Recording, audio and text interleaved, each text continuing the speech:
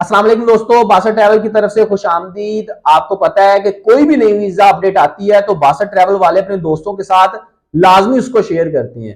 आज का जो हमारा टॉपिक है वो जर्मनी है। अगर आप जर्मनी जाना चाहते हैं तो आप ये वीडियो लाजमी देखें। ये वीडियो थोड़ी सी लंबी जरूर है लेकिन इसके अंदर आपके तमाम सवालात के जवाब आपको मिल जाएंगे। आपको पता नहीं है कि आपने प्रोसीजर कहां से स्टार्ट करना है, कौन सा वीजा अप्लाई करना है, और सारे जो भी मसाइल आएंगे वो इस वीडियो के अंदर आपको उनका जवाब मिल जाएगा। आपको किसी भी कंसल्टेंट के पास भी जाने की जरूरत नहीं पड़ेगी। लेकिन अगर आप जर्मनी नहीं जाना चाहते तो इस वीडियो से आपका कोई भी ताल्लुक नहीं है। आप अभी से इस वीडियो को स्किप करके जा सकते हैं। इस वीडियो के अंदर आपको सिर्फ और सिर्फ प्रोसीजर समझाया जाएगा, कोई डन बेस पे वीजे नहीं दिए जाएंगे। तो अगर आप डन बेस पे वीजे ढूंढ रहे हैं तो आप कहीं और रब्ता कर सकते हैं। यहाँ पे आपको सिर्फ और सिर्फ गाइड किया जाता है, तमाम इंफॉर्मेशन जो आपको मसाइल की सूरत में सामने आती है उसका हल आपको दिया जाता है।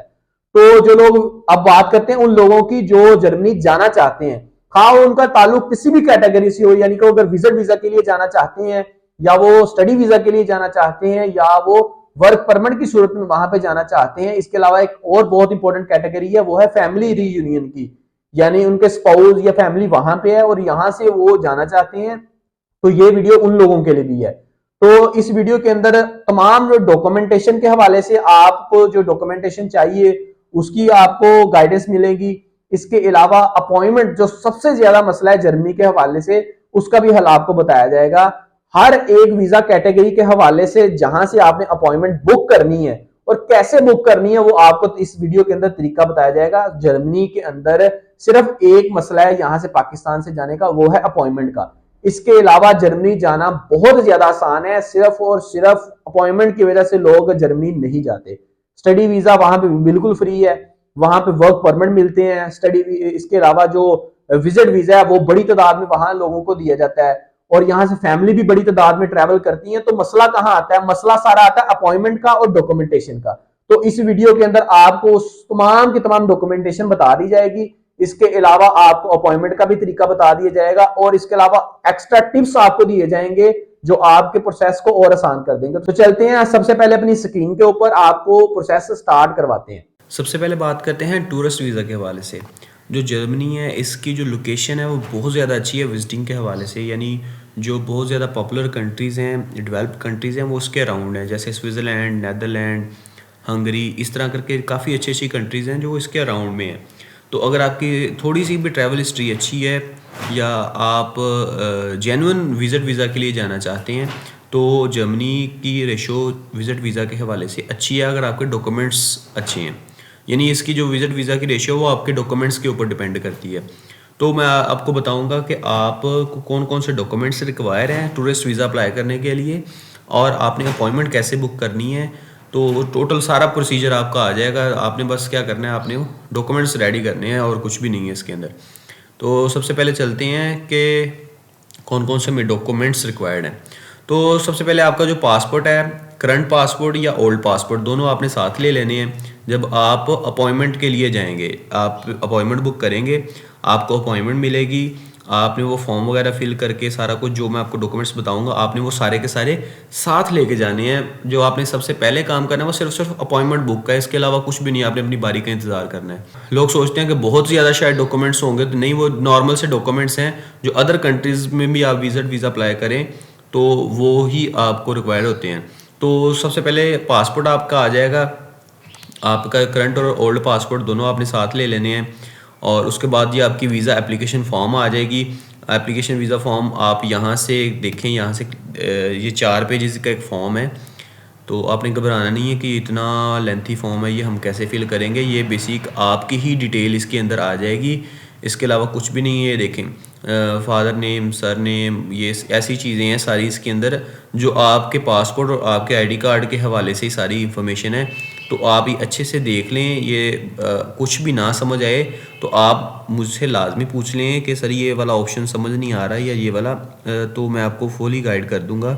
तो आप कमेंट सेक्शन में या व्हाट्सएप पे मैसेज करके पूछ सकते हैं। नेशनलिटी होगी, नंबर ऑफ़ ट्रैवल डॉक्यूमेंट और आईडी कार्ड, ये सारी आपकी ही डिटेल है। इजीली आप पढ़ें इसे और फिर फॉर्म आप इसका फिल करें।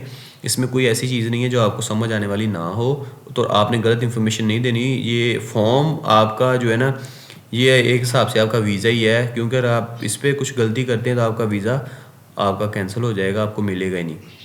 तो आपने ये फॉर्म अच्छे से फिल कर लेना है।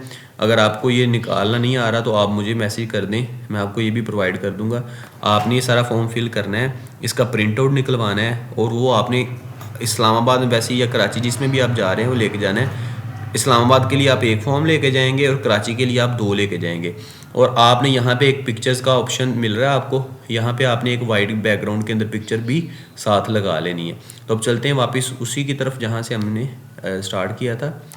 तो जी ये उसके बाद 2 पिक्चर्स आ गई हैं आपकी, आपने 2 पिक्चर्स अपनी ले लेनी है। इसमें वाइट बैकग्राउंड की आपने पिक्चर लेनी है और एक पिक्चर आपने क्या करनी है, आपने यहाँ फॉर्म में लगा देनी है और एक आप साथ लेके जाएंगे। और उसके बाद जी आपकी आ गई हेल्थ इंश्योरेंस, वो भी आप कोई भी मिनिमम सी बनवा लें। यहाँ पे 30,000 यूरो की है तो आपने घबराना नहीं कि 30,000 यूरो की, वो नॉर्मल सी बन जाती है।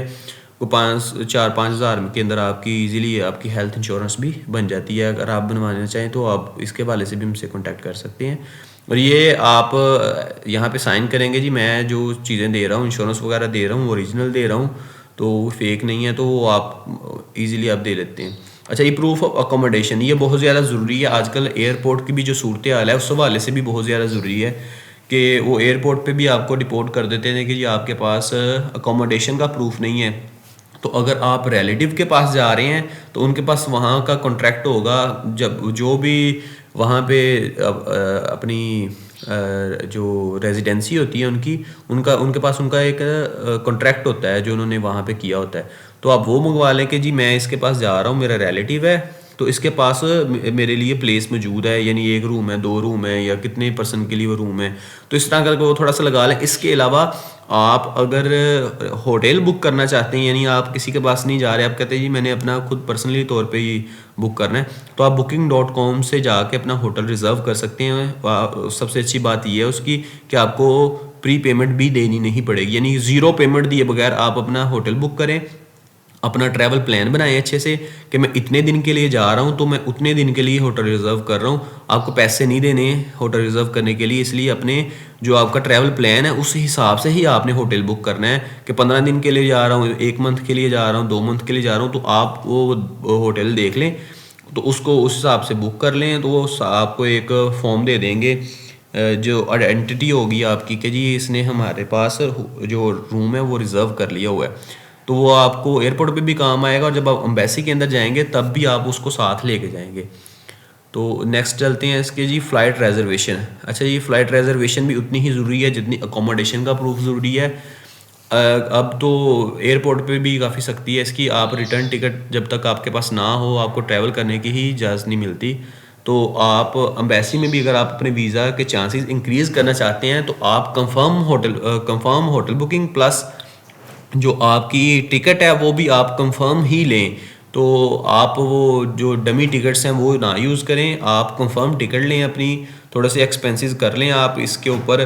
तो रिटर्न प्लस जाने की आप कंफर्म टिकट लें, एयरपोर्ट के लिए भी आपके लिए आसानी हो जाएगी। और जब आप इंटरव्यू के लिए जाएंगे तो उनको भी समझ में आएगा कि यार इसने कंफर्म एयरलाइन की टिकट बुक की हुई है जो कैंसिल नहीं हो सकती, या उसने रिटर्न की भी साथ ली हुई है, तो आपके जो वीज़ा के चांसेस हैं वो इंक्रीज़ हो जाएंगे। तो ये भी आप हमारे से सर्विसेज इसकी ले सकते हैं अगर आप लेना चाहें। अच्छा जी, एनओसी अगर आप जॉब वगैरह करते हैं या यूनिवर्सिटी में स्टूडेंट हैं तो अपने जो मुतलका डिपार्टमेंट है, ऑफिस है या आपका या यूनिवर्सिटी है, वहाँ से आप एनओसी ले लें कि जी मैं इतने टाइम के लिए फ्री हूँ या इतने टाइम के लिए मैं जा रहा हूँ, तो मेरी जो कंपनी है या मेरी यूनिवर्सिटी है उसको कोई ऑब्जेक्शन नहीं है।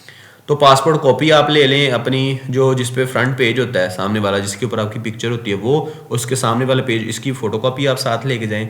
अगर आपका कोई रिफ्यूज़ल है तो वो भी साथ आप प्रिंट आउट निकलवा के लाजमी लेके जाएं, छुपाना नहीं है आपने। अगर आपका कोई रिफ्यूज़ल है तो कोई बड़ी परेशानी वाली बात नहीं है, वीज़ा रिफ्यूज़ होते रहते हैं। उसके बाद जी आईडी कार्ड की कॉपी A4 साइज़ में आपने फ्रंट बैक से लेके जानी है। फैमिली रजिस्ट्रेशन सर्टिफिकेट ये बहुत ज़्यादा ज़रूरी है, ये भी आप साथ लेके जाएं। अगर आप मैरिड हैं तो तब भी, और अनमैरिड हैं तब भी। तो ये आप सारे मैरिज सर्टिफिकेट वगैरह ये तीनों सर्टिफिकेट आपको नादरा से ही ईजिली मिल जाएँ, उनको जाकर बताएं वो फ़ौरन आपको निकाल देंगे।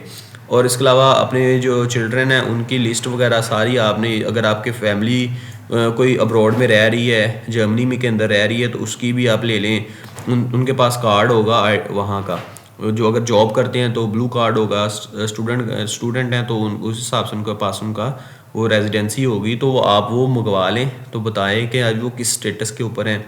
तो वो इसके अलावा ये सिक्योरिटी डिक्लेरेशन है कि जी मैं ऊपर जो भी इंफॉर्मेशन दे रहा हूँ वो बिल्कुल एक्यूरेट है, उसमें किसी किस्म का फला नहीं है। तो ये आप यहाँ से फॉर्म सारे डाउनलोड करें और यहाँ ऑनलाइन ही इसको फिल करें और फिर इसका प्रिंट आउट निकलवाएं। आपने वो वैसे नहीं करना कि जी निकाल लिया फिर उसको भरने हैं, आपने यहाँ पे ही उसको फिलअप करना है और फिर ही उसको आपने उसका प्रिंट आउट निकलवाना है। अच्छा जी, सबसे ज़रूरी है आगे जी अपॉइंटमेंट ईमेल।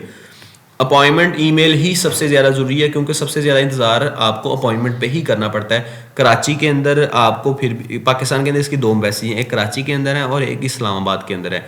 जो कराची की एम्बेसी है वहाँ पे अपॉइंटमेंट का इशू नहीं है। मैं आपको बार बार बता रहा हूँ, कराची सिर्फ कराची वालों को डील करती है, सिंध वालों को डील करती है। जो इस्लामाबाद एम्बेसी है वो अदर जो सूबे हैं जैसे पंजाब हो गया, सरहद हो गया, बलूचिस्तान हो गया या कश्मीर हो गया, उनको डील करती है। तो अगर आपका जो पासपोर्ट है या आपका आईडी कार्ड है वो कराची से है या इससे रिलेटेड से है तो आप कराची के अंदर अप्लाई करें। अदरवाइज़ आप इस्लामाबाद के अंदर अपनी अपॉइंटमेंट अपनी बुक करेंगे, वरना आपके जो आपको इंटरटेन नहीं किया जाएगा एम्बेसी की तरफ से। मैं ये ख़ास तौर पे आपको बता रहा हूँ बार बार, क्योंकि 6-6 मंथ इंतज़ार करना पड़ता है अपॉइंटमेंट का। तो अगर आपने गलत कैटेगरी के अंदर अपॉइंटमेंट बुक की है या गलत एम्बेसी के अंदर बुक कर ली है तो आपको इंटरटेन नहीं किया जाएगा, आपका टाइम ज़ाया हो जाएगा। तो आपको मैं वीडियो के अंदर अपॉइंटमेंट बुक करने का भी तरीका बताऊंगा, लेकिन फ़िलहाल अपने जो ये स्टेप्स हैं, ये डॉक्यूमेंट्स हैं, ये देख लेते हैं पहले। अच्छा, उसके बाद आपकी जो सारी प्रीवियस आपके वीज़ाज़ हैं, अगर आप सैजन कंट्री ट्रैवल कर चुके हैं उसका, और अगर इसके अलावा आपके पास कोई भी वीज़ा है तो वो भी आप साथ लगा लें। अच्छा, इसके बाद आपकी जो बैंक स्टेटमेंट है 6 मंथ की आपने अच्छे से मेंटेन की हो, ये बहुत ज़्यादा ज़रूरी है, तो ये भी आपने साथ लगा लेनी है। सैलरी स्लिप आपकी अगर जॉब करते हैं तो एटलीस्ट 3 मंथ की आप साथ लाजमी लगाएं। तो ये सारे आपने प्रिंट आउट निकलवा के अच्छे से प्रॉपर रीडेबल फॉर्म में आपने एम्बेसी के अंदर लेके जानी जब आपकी अपॉइंटमेंट की बारी आएगी। और आपके प्रॉपर्टी डॉक्यूमेंट्स, अगर कोई आपके पास प्रॉपर्टी है जिससे आपको रेंट आ रहा है तो या आपके पास पड़ी है तो काफ़ी अच्छी उसकी वैल्यू है, तो आप वो भी साथ सारा वो निकाल के लेके जाएं। तो टैक्स पेयर वगैरह हैं अगर आप, तो वो टैक्स का भी सारा ले जाएं। तो ये मेजर जो ये डॉक्यूमेंट्स हैं ये 1 या 2 दिन के अंदर रेडी होने वाले हैं। इससे ज़्यादा इस पे टाइम नहीं लगता, 1 से 2 दिन लगते हैं, ये सारे के सारे डॉक्यूमेंट्स आप रेडी कर सकते हैं। तो कोई मुश्किल वाली बात नहीं है। तो आप जो इसकी फ़ीस की बात कर लें तो अगर आप अडल्ट हैं यानी 18+ हैं तो आपकी 90 यूरो फ़ीस होगी। ये भी आपने तभी देनी जब आप एम्बेसी के अंदर जाएंगे, पहले आपने नहीं देनी। और उसके बाद आपकी ये 45 यूरो अगर आप 6 साल से 12 साल तक आपकी एज है। तो अगर आपका रिफ्यूज़ हो जाता है तो आपको पैसे नहीं मिलेंगे। अगर जब आपकी प्रोसेसिंग स्टार्ट हो जाएगी, इट्स मीन कि अगर आपकी अपॉइंटमेंट की बारी आ गई, आप इंटरव्यू के लिए गए हैं तो वो आपका पासपोर्ट कलेक्ट कर लेंगे आपसे। तो वो तकरीबन 2 से 3 वीक लगते हैं, यहाँ पे 15 दिन लिखा है, लेकिन आलमोस्ट 1 मंथ तक आपका जो टाइम होता है वो प्रोसेसिंग का होता है। तब तक आपका पासपोर्ट एम्बेसी के अंदर ही सबमिट रहेगा और इसी के ऊपर आपका वीज़ा भी लग के आएगा। तो आप ये उन्होंने कुछ आपको टिप्स दी हैं कि आप अपने डॉक्यूमेंट्स अच्छे से रेडी रखें, टाइम पे आएँ और सारे इनकम्प्लीट डॉक्यूमेंट्स ना लेके आएँ। अपनी जो फॉर्म है वो आपने कैसे, ये देखें जो मैंने आपको बताया था कि अपना फॉर्म जो आपने वो ऑनलाइन फिल करना है कंप्लीट, ठीक है, और फिर आपने उसका प्रिंट आउट निकलवाना है। हाँ, अगर आप खुद नहीं जा सकते यानी आप किसी और कंट्री के अंदर हैं या कोई रीज़न है तो फिर उसका भी है नीचे उन्होंने जो है ना वो थोड़ी सी बता दी है गाइडेंस के वाले से। तो ये आप सारे देख लें। आपने जो सारे फॉर्म है अगर आप उर्दू में फिल करते हैं तो साथ इंग्लिश ट्रांसलेशन भी ज़रूरी है। आप इंग्लिश ट्रांसलेशन के बगैर फॉर्म कोई भी सबमिट नहीं करवा सकते। ये मैं उसकी बात कर रहा हूँ जो आप उर्दू के अंदर फॉर्म फिल करेंगे। तो बहुत सारे लोग कन्वर्ट करवा के उर्दू के अंदर तो उसको फिल करते हैं, तो जिनका उर्दू के अंदर इंटरव्यू होता है। तो कोशिश करें कि आप इंग्लिश के अंदर ही सारा फिल करें। तो चलते हैं जी अपॉइंटमेंट बुकिंग की तरफ। तो यहाँ पे हम चलते हैं इस्लामाबाद। आप यहाँ पे सर्च करेंगे जी, हाँ जी, आप यहाँ पे सर्च करेंगे जी जम वीज़ा अपॉइंटमेंट इस्लामाबाद। मैं आपको बार बार बता रहा हूँ कि मैं इस्लामाबाद के लिए इसलिए बता रहा हूँ कि इस्लामाबाद के अंदर ज़्यादा टाइम लगता है अपॉइंटमेंट के लिए, कराची के अंदर नहीं लगता। कराची के अंदर आपको एग्जैक्ट डेट बता दी जाती है कि फ़लाँ दिन आपका इंटरव्यू है, तो आप रेडी हो जाएं। इस्लामाबाद के अंदर आपको पहले वेटिंग लिस्ट के अंदर डाला जाता है और 6-6 मंथ आपकी बारी नहीं आती, आपको पता ही नहीं होता कि मेरी कब टर्न आएगी। तो इसलिए सबसे ज़्यादा मुश्किल होता है इस्लामाबाद के लिए। तो इसलिए मैं आपको इस्लामाबाद का ही अपॉइंटमेंट बुक करने का तरीका बताऊँगा। तो चलते हैं विज़िट वीज़ा अप्लाई करने का तरीका देखते हैं। सबसे पहले आप आएंगे यहाँ पे, तो यहाँ पे जी आपका लॉन्ग एंड शॉर्ट टर्म के लिए वीज़ा प्रोसेसिंग के लिए आपको यहाँ पे आ रहे हैं। ये देखें, आपने घबराना नहीं है कि यार ये तो इतने सारे ऑप्शंस हैं तो मैं क्या करूँ। तो आपने क्या करना है, आपने ये देखें ये वाला ऑप्शन देखना है, please click and continue start. ये सारा ऊपर वाला मैं आपको बता चुका हूँ, तो ये आपने देख लें। यहाँ पे कंटिन्यू करें आप, तो ये सारी लिस्ट आ जाएगी आपके पास। तो अब आपने घबराना नहीं है। आप क्या करें, आप शॉर्ट टर्म के लिए अप्लाई कर रहे हैं। शॉर्ट टर्म होता है जो 90 डेज से कम आपने रहना हो वहाँ पे। तो लॉन्ग टर्म वो होता है जो आपने 90 डेज से ज़्यादा ऊपर एक्सीड करना हो। तो आप जा रहे हैं शॉर्ट टर्म के लिए, यानी आपने 90 डेज से एक्सीड नहीं करना। तो आप करेंगे यहाँ पे जी अपॉइंटमेंट वेटिंग लिस्ट अप्लाई, ये भी नहीं करेंगे आप, ये भी नहीं करेंगे क्योंकि ये शादी के लिए, ये दूसरे के लिए, आगे मैं आपको बताऊंगा इनके लिए आपने ये कैसे करने हैं, थोड़ा थोड़ा सा चेंज होगा इसमें। तो जी आप करेंगे यहाँ पे, जब आप यहाँ पे करेंगे जी ये देखें आपके पास ऑप्शन यहाँ पे आ रहा होगा fast stay up to 90 days, यानी आप 90 डेज़ तक ही स्टे करेंगे वहाँ पे, इससे ज़्यादा आप नहीं करेंगे। तो आप यहाँ पे जी न्यू अपॉइंटमेंट पे क्लिक करेंगे तो एक ऐसे फॉर्म आ जाएगा आपके सामने, इसको फिल करते हैं। चलें, आपने अपनी एक्यूरेट डिटेल देनी है। लास्ट नेम आपका, सपोज़ अगर आपका नाम मोहम्मद बिलाल है तो आपका जो लास्ट नेम होगा वो आपका बिलाल होगा और फर्स्ट नेम आपका मोहम्मद होगा। तो आप यहाँ पे अपना लास्ट नेम लिखें,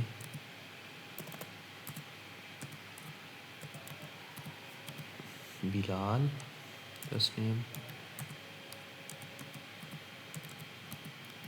मोहम्मद। आपने अपना ईमेल नंबर वो देना है जो आपका चल रहा हो, एक्यूरेट हो, ठीक है। तो यहाँ पे मैं एक दफ़ा फिर रिपीट ईमेल में लिख देता हूँ,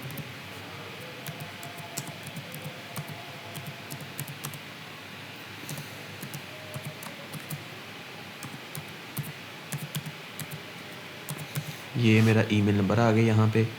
यहाँ पे आप अपना पासपोर्ट नंबर देंगे। आपने ये सारी डिटेल अच्छे तरीके से देनी है, कोई भी गलती नहीं करनी।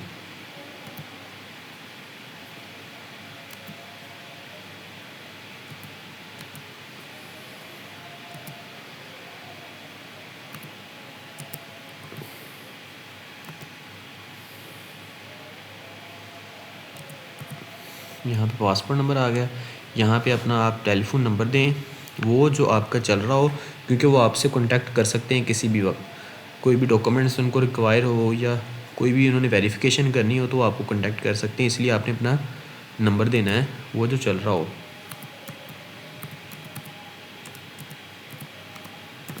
अब यहाँ पे अपने, और यहाँ पे आप अपनी डिटेल ऐड करेंगे। अगर आप ये आपने कोई 2 मंथ में या 3 मंथ में आपने कहीं भी सैजन कंट्री के अंदर अपना ट्रैवल किया है और आपने वहाँ पे फिंगर लगाए हैं तो आप यहाँ पे इस पर क्लिक करेंगे, अदरवाइज़ आप यहाँ पे क्लिक नहीं करेंगे। और उसके बाद नीचे चलते हैं, तो उसके बाद नीचे आ जाएंगे आप। यहाँ पे आप बायोमेट्रिक अगर आपने की है तो उसकी डिटेल ऐड कर दें, नहीं तो यहाँ पर आप पर्पज़ ऑफ स्टे करेंगे।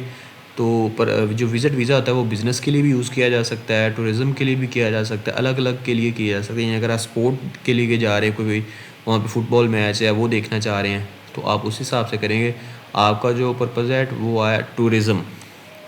तो अब या आपने ये देखना है, आपने ये विज़िट नहीं करना है। विज़िट अगर आप किसी के पास विज़िट कर रहे हैं अपनी फैमिली के पास तो करेंगे, अदरवाइज़ आप टूरिज़म के लिए करेंगे अगर आप अकेले घूमने के लिए जा रहे हैं।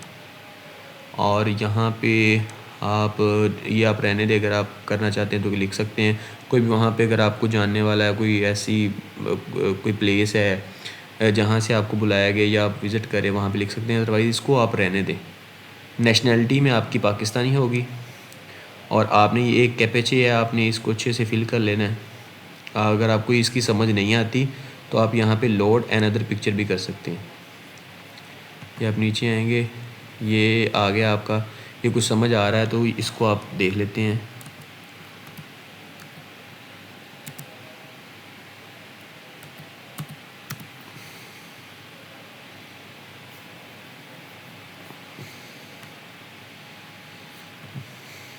ये कुछ समझ आ रहा है, हम इसको दोबारा एंटर कर देते हैं।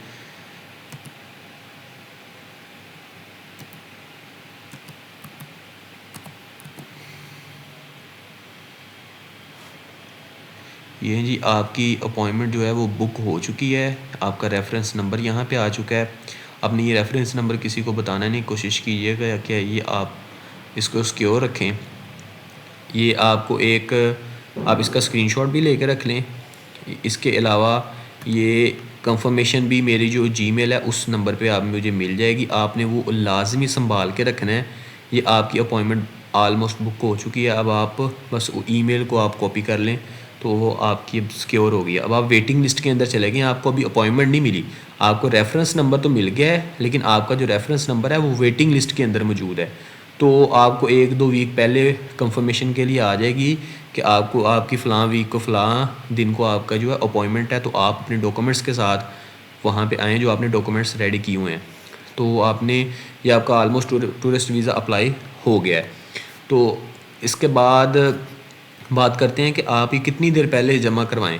आप कोशिश करें कि एटलीस्ट आप 1 से 2 वीक पहले, यानी जब आपका ट्रैवल प्लान है उससे 1-2 वीक पहले से लेके 6 माह पहले तक, यानी अगर मैं 6 माह के बाद जा रहा हूँ तो 6 माह से 1 या 2 हफ्ते पहले तक ये जो आपकी एप्लीकेशन है सबमिट करवाई जा सकती है। आपने इससे लेट नहीं करना, ना इससे पहले करवानी है।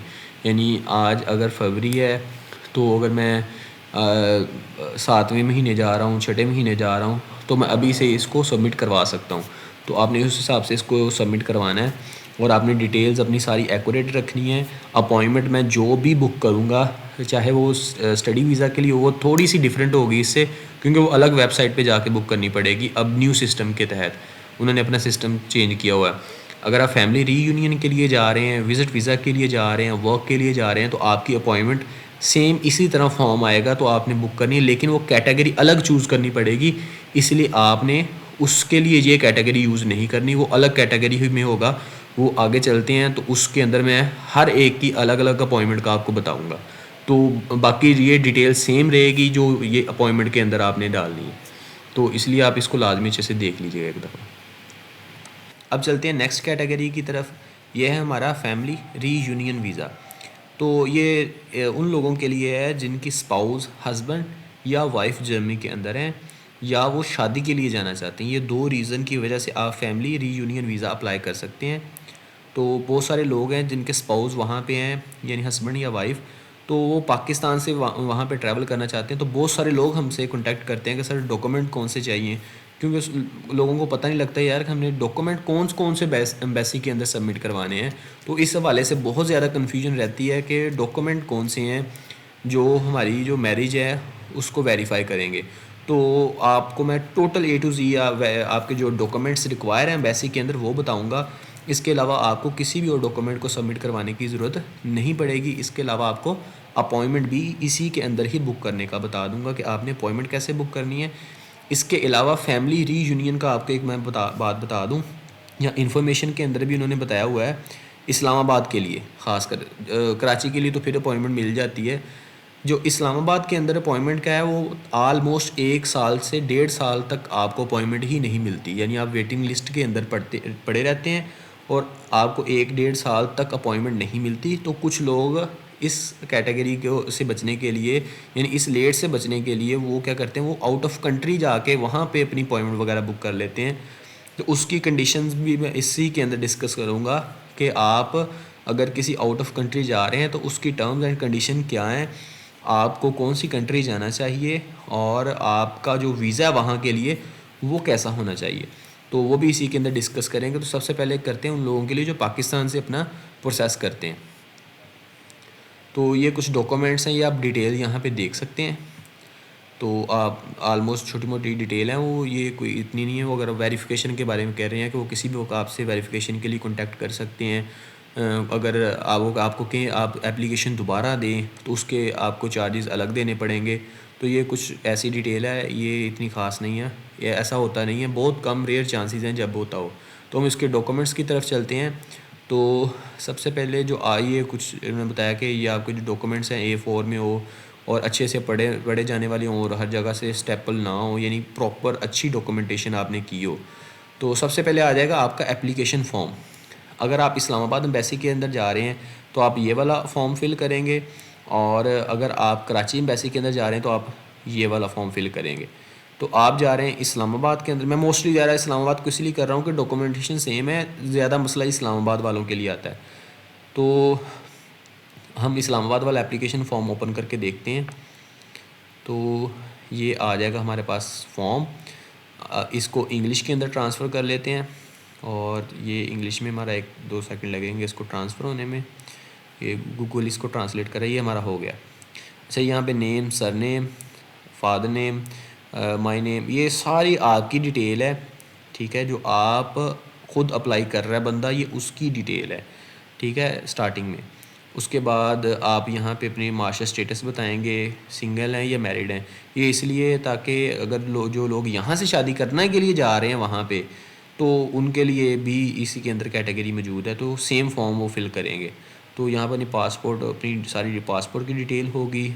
इसके अलावा आपके डॉक्यूमेंट्स होंगे जिस पे आप ट्रैवल करना चाहते हैं। ओबियसली आप अपने जो ट्रैवल है वो आप पासपोर्ट पे करेंगे, तो उसकी डिटेल देंगे आप यहाँ पे। तो उसके बाद यहाँ पे आप नीचे एड्रेस वगैरह अपना देंगे, कॉन्टैक्ट डिटेल्स देंगे अपनी। ये काफ़ी लेंथी फॉर्म है, आपने इसको ध्यान से फिल करना है। इसके अंदर सिर्फ एक फॉर्म ही है जो फिल करने वाला है, जिसके अंदर आपकी ज़्यादा डिटेल्स चाहिए। यहाँ पे नंबर 2 पे आ जाएगी आपकी जो एप्लीकेंट स्पाउस है या आपका पार्टनर है, उसके बारे में यहाँ पे डिटेल आप देंगे जिसके बिहाफ पे आप जा रहे हैं। तो ये information on the applicant spouse, यानी अगर मैं अप्लाई कर रहा हूँ तो मेरा स्पाउस जो वहाँ पे है, ये वहाँ पे इसकी डिटेल्स लगेंगी जो वहाँ पे मौजूद है। यहाँ पे आपने उसकी सारी डिटेल देनी है, और सारा आपने डॉक्यूमेंट्स जो उसके वहाँ के पे हैं ना, जर्मन के, आपने वो यहाँ पे लगाने हैं। इसके अलावा आपके अगर चिल्ड्रंस वगैरह हैं दोनों में से किसी के, या एप्लीकेंट है जो एप्लीकेंट है यानी जो यहाँ से अप्लाई कर रहा है उसके, तो वो आप यहाँ पे उसकी भी डिटेल दें सारी। और उसके बाद जो एप्लीकेंट है यानी जो अप्लाई कर रहा है, वो अपनी फैमिली डिटेल भी दे, यानी पेरेंट्स के बारे में भी बताए। ये जर्मन में इसको कहते हैं फादर, और इसको कहते हैं मदर। तो ये माँ बाप की दोनों की आपकी डिटेल यहाँ पे आ जाएगी। और उसके बाद नंबर 5 पे आपका आ जाएगा कि आपने पहले भी कहीं जर्मनी ट्रैवल किया हुआ है। तो अगर आपने किया है तो यहाँ पे आप वो बता सकते हैं कि कब से कब तक आपने वहाँ पे ट्रैवल किया है। और उसके बाद आ जाएगा नंबर 6 पे, आप वहाँ पे क्यों स्टे करना चाहते हैं। ओबियसली आप शादी के लिए जाना चाह रहे हैं तो आप शादी के लिए कह सकते हैं। अगर आप कह रहे हैं मैं फ़ैमिली विज़िट के लिए जा रहा हूँ, यानी कि मेरी वाइफ वहाँ पे या हस्बैंड वहाँ पे हैं, तो मैं उनके साथ रहना चाहता हूँ, तो उसके लिए भी आप यहाँ पे अपनी रीज़न बताएंगे। तो उसके बाद how will you be accommodate. अच्छा, तो आप अकोमोडेट आपको कैसे किया जाएगा। ऑब्वियसली जो आपका जो पार्टनर है, आप उससे सारी डिटेल मंगवा लेंगे अपनी अकोमोडेशन की। वो वहाँ पे उसको रिक्वायर है कि वो एक ऐसा उसके पास घर हो जो आपको अकोमोडेट करने के लिए बेहतरीन हो। तो वो उस हिसाब से उसके पास वो जो कॉन्ट्रैक्ट होगा आप वो मंगवा लें, उसको बता सकते हैं। वहाँ की आप ये सारी डिटेल यहाँ पे लगा सकते हैं कि कितने रूम्स हैं, अपार्टमेंट हैं। तो इस हिसाब से आप ये भी डॉक्यूमेंट साथ वहाँ से ही मंगवाएंगे। और इसके अलावा अगर किसी होटल वगैरह में रहना चाहते हैं तो ज़रा केस आपका कमज़ोर हो जाएगा, तो इसलिए आप शादीशुदा हैं तो आप अपने पार्टनर के साथ ही रहें। तो उसके बाद वो कहते हैं कि अगर आप वहाँ पे परमानेंट रेजिडेंसी लेना चाहते हैं या नहीं, तो ये उसके हवाले से है। Do you intend to maintain your permanent residence outside the federal republic of Germany, यानी अगर आपका मेन पर्पज़ क्या है, रेजिडेंट वहाँ पे रहना है या बाहर रहना है, तो ये उसके बारे में आप थोड़ी सी डिटेल उसके देख के तो फिल कर लीजिएगा, ठीक है। उसके बाद तो इसके अलावा आपकी फैमिली यानी आपके अलावा आपकी जो फैमिली है वो भी इंटेंट रखती है कि वो भी आपके बाद में मिलने आएंगे वहाँ पे। तो आप ये कोशिश करें, आप बोलें कि नहीं सिंगल ही हैं हम, सिर्फ मैं अपनी वाइफ के पास ही अपने हस्बैंड के पास ट्रैवल कर रहा हूँ या कर रही हूँ। तो ये ही डिटेल है ज़्यादातर। तो पर्पज़ भी आपने ऊपर डिस्कस कर लिया है कि आपका पर्पज़ क्या है जर्मनी के अंदर रहने का। तो इसके अंदर आप ये ऑप्शन टिक कर लें अगर आप फैमिली के लिए जाना चाह रहे हैं कि मैं अपनी फैमिली के पास ट्रैवल कर रहा हूँ। ये ऊपर वाले स्टडी के लिए हैं, ये आपने नहीं करने, आपने फैमिली के लिए कर रहे हैं तो ये फैमिली यूनियन वाला करेंगे आप, ये वाला ऑप्शन। तो उसके बाद वो आपसे पूछेंगे कि आप इंटेंट कितना है, कितनी देर आप वहाँ पे रहना चाहते हैं। तो आप अगर आपका हस्बैंड या वाइफ वहाँ पे स्टडी कर रहे हैं तो आप बोलें कि हम वो जब तक उसकी स्टडी है तब तक मैं वहाँ हूँ, उसके बाद हम वापस आ जाएंगे। अगर इसके अलावा वो जॉब करते हैं तो आप कह सकते हैं कि जब तक उनकी उधर जॉब है तो तब तक मैं साथ रहूँगी। तो ये परफेक्ट होगा आपके लिए आंसर्स। उसके बाद आ जाएगा जी रेफरेंसेस भी आपके जो जर्मनी के अंदर हैं वो ही प्रोवाइड करेंगे, तो वो इजीली मिल जाएंगे, आपको मसला नहीं है। ये सारे डॉक्यूमेंट्स वो आपका पार्टनर ही वहाँ से आपको भिजवाएगा। और उसके बाद ये सारी ये छोटी छोटी डिटेल्स हैं जो आप ना सारी देख लीजिएगा। एक जैसी डिटेल हैं और इंटेंडेड ड्यूरेशन ऑफ स्टे, कब से कब तक आप स्टे करना चाहते हैं। अगर वो आप ये अगर आप स्टडी के हवाले से है ना, अगर यानी कि आपका पार्टनर स्टडी कर रहा है तो आप फिर उसके कोर्स के हिसाब से यहाँ पे जो है ना वो डालेंगे ड्यूरेशन। अदरवाइज़ आप अपने हिसाब से लगा सकते हैं जो भी आपको बेहतर लगेगा। तो ये सारा छोटे छोटे डॉक्यूमेंट्स हैं, ये आपने प्रॉपरली फिलअप करके अपने जो है ना आपने साइन करने हैं। आपका जो ये डॉक्यूमेंट्स हैं ये साइंड होके ही जाने चाहिए एप्लीकेशन, अदरवाइज़ रिजेक्ट हो जाएगा। आपने अपना पासपोर्ट भी आप जो वहाँ पे भिजवाएंगे वो भी साइन करके भिजवाना है, और आपने ये डॉक्यूमेंट्स भी आपने साइन करके वहाँ पे भिजवाने हैं, अदरवाइज़ आप वहाँ पे एलिजिबल नहीं होंगे। ये सारी इंफॉर्मेशन है आपको, बेसिक मैंने सारी डिटेल्स बता दी हैं इस एप्लीकेशन फॉर्म की। तो ये आपको जो टोटल हैं ये चाहिए। इसके बाद हम चलते हैं डॉक्यूमेंट्स की तरफ कि वो डॉक्यूमेंट्स इसके अलावा डॉक्यूमेंट्स कौन कौन से चाहिए। ये तो इन्फॉर्मेशन थी ना, डॉक्यूमेंट्स इसके अलावा वो डॉक्यूमेंट्स की तरफ चलते हैं। तो अगर आप एप्लीकेशन फॉर्म हमने देख चुके हैं, तो ये एप्लीकेशन फॉर्म है, ये आपने देख लिया। इसके बाद जो डिटेल है इसके अंदर ये है कि जो अगर आप इस्लामाबाद के लिए जा रहे हैं तो आप एक एप्लीकेशन अपना निकलवा के प्रिंट आउट निकलवा के लेके जाएंगे और बाय हैंड। और अगर आप कराची के लिए जा रहे हैं तो आप 2 एप्लीकेशन जो है ना फॉर्म वो उसके प्रिंट आउट निकलवा के लेके जाएंगे, वो अलग अलग जगह पे आप सबमिट करवाएंगे। तो ये आपकी जो डिटेल है कंप्लीट और करेक्ट होनी चाहिए। कंप्यूटराइज्ड आपने इंफॉर्मेशन सारी उसके अंदर ऐड करनी है, ठीक है। और जितने भी एप्लीकेंट हैं वो अपनी अपनी एप्लीकेशन देंगे। एप्लीकेशन आपकी जो है साइन होनी चाहिए। इसके अलावा ये छोटी छोटी डिटेल हैं ये सारी आप देख लें। इसके अलावा आपने जो अगर इस्लामाबाद के लिए जा रहे हैं तो एक पासपोर्ट वाइट बैकग्राउंड, और अगर आप कराची के लिए तो 2 आपने पिक्चर साथ लेके जानी है। और उसके बाद जो ये थोड़ी छोटी सी सामने वाली डिटेल भी आप देख लीजिएगा रेफरेंसेस के हवाले से। तो इसके अलावा आपको जो डॉक्यूमेंट चाहिए वो चाहिए certificate of residency in Germany. ये आपके स्पाउस के डॉक्यूमेंट्स में आएगा, यानी जो वहाँ पे मौजूद है जर्मनी में, तो वो आप यहाँ से उनकी रेजिडेंसी के हवाले से सर्टिफिकेट ले लें। तो ये भी वहाँ से मिल जाएगा, और 6 मंथ पुराना नहीं होना चाहिए, यानी जो अभी लेटेस्ट है वो लेना आपने।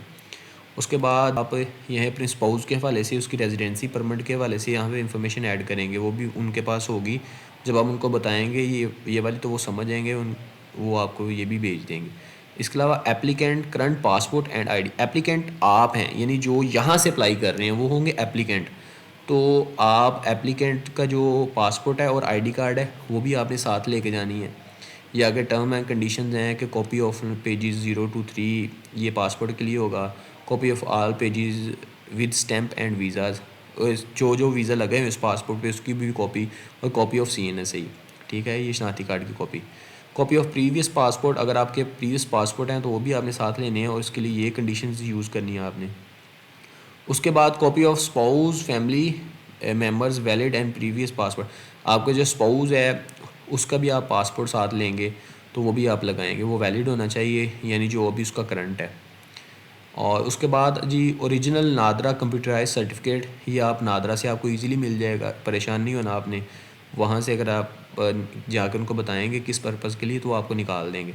ओरिजिनल निकाहनामा एक होता है कंप्यूटराइज जो नादरा से निकलता है, ओरिजिनल होता है वो भी, और एक और ओरिजिनल होता है वो भी आपने साथ लेना है। और उसमें अगर वो उर्दू में है तो आपने इंग्लिश ट्रांसलेट उसकी लाजमी करवानी है। वो थोड़ी सी फ़ीस होती है, वो आपको कर देते हैं ट्रांसलेट। आपने जो भी डॉक्यूमेंट्स उर्दू के अंदर लगा रहे हैं उसके साथ आपकी इंग्लिश ट्रांसलेशन बहुत ज़्यादा ज़रूरी है, अदरवाइज़ आपको वैलिड पेपर नहीं माना जाएगा आपका।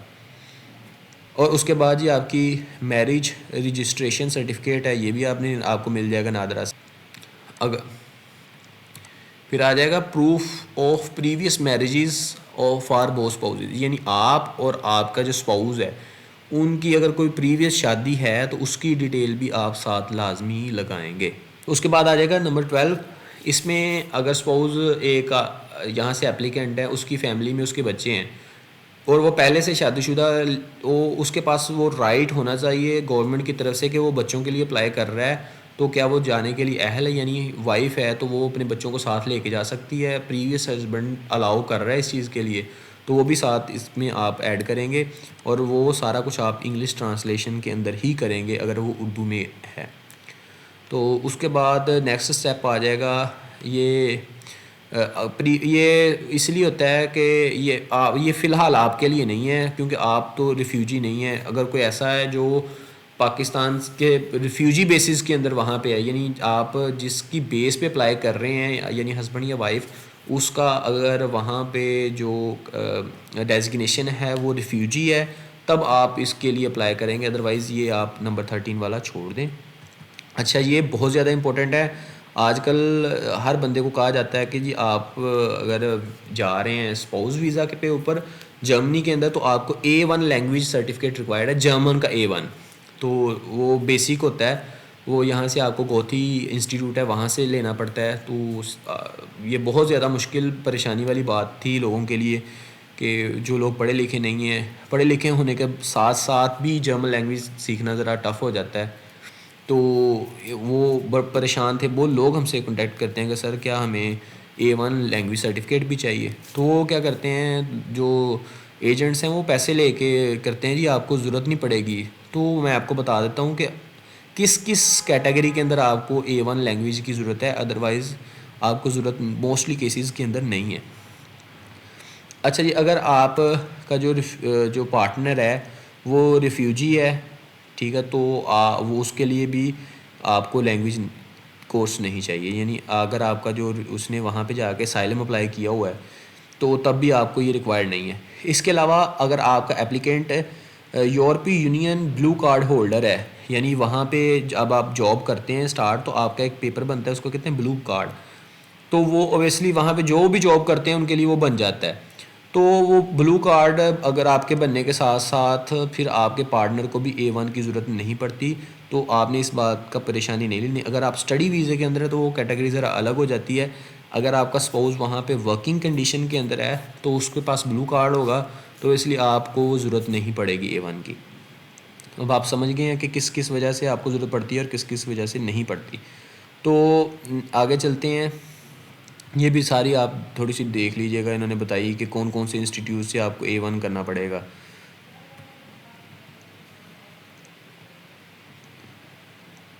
अच्छा जी, ये C1 है, ये ज़रा प्रोफेशनल लैंग्वेज सर्टिफिकेट है। ये भी देख लेते हैं किन किन के लिए अप्लाई है। ये भी सेम आलमोस्ट उनके लिए है जो पेरेंट्स हैं जो जाना चाह रहे हैं वहाँ पे अप्लाई के लिए। इसके अलावा असाइलम सीकर्स हैं जो या रिफ्यूजीज़ हैं जिनकी वहाँ पे, वो भी उनके लिए भी आपको ये करने की ज़रूरत नहीं है। इसके अलावा आपके पास अगर ब्लू कार्ड है तो उसके लिए भी आप के जो यहाँ से अप्लाई हैं कैंडिडेट हैं उनको रिक्वायर्ड नहीं है। तो बहुत सारे केसेस के अंदर आपको करना ही नहीं पड़ता, तो इसलिए आपने इससे परेशान नहीं होना। स्टूडेंट वीज़ा के लिए यानी उनके अगर स्पाउस जा रहे हैं तो उनके लिए मसला है, वो A1 लाजमी करेंगे। इसके बाद आ जाती है ट्रैवल इंश्योरेंस पॉलिसी। ये भी इजीली बन जाती है, ये भी आप किसी भी एजेंट से भी बनवा सकते हैं। तो additional proof of your name, birthday and marriage, वो आपका इजीली आपका बन जाएगा। ये आपका स्कूल डॉक्यूमेंट्स में आ जाएगा। कोई रिज़ल्ट कार्ड आपका आ गया, इसके अलावा कोई वैक्सीनेशन आपने करवाई थी उसका आगे डिटेल्स, तो ये इजीली मिल जाएगी। वेडिंग पिक्चर्स आपकी लाजमी होनी चाहिए। कोई मैसेज वगैरह आपके पुराने जो आप और आपके स्पाउस के हैं वो आप दिखा सकते हैं। तो इस तरह करके जो सारे ये आपने कार्ड वगैरह शादी का, ये ऐसी डिटेल्स आपने साथ लाजमी लेके जानी है, ये एडिशनल प्रूफ होता है। और उसके बाद नंबर 18 पे आ जाता है for applicant who wish to join at European union national non German who is not their spouse. और